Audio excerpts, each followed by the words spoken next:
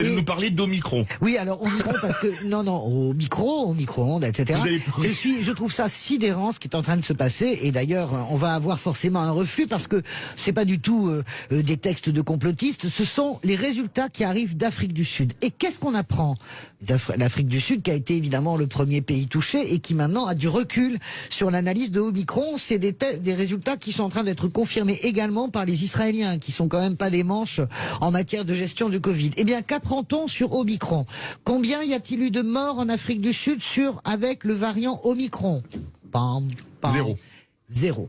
Il n'y a pas eu un seul mort avec le variant Omicron en Afrique du Sud, alors qu'il représente la majorité des contaminations. C'est le premier enseignement. Deuxième enseignement, 85% des gens qui sont touchés par Omicron développent des formes encore plus asymptomatiques que les gens touchés par Delta. C'est-à-dire que on est sur du niveau même pas du début du commencement d'un nez qui coule. Voilà.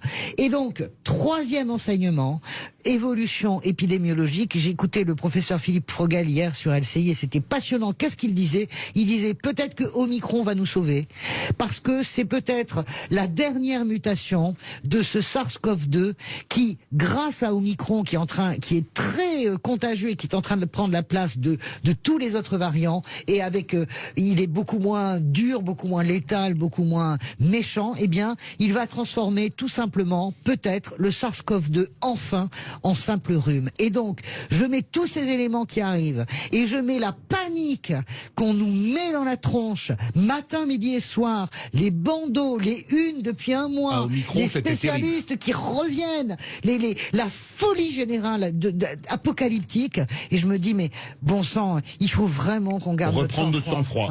Christophe Madran.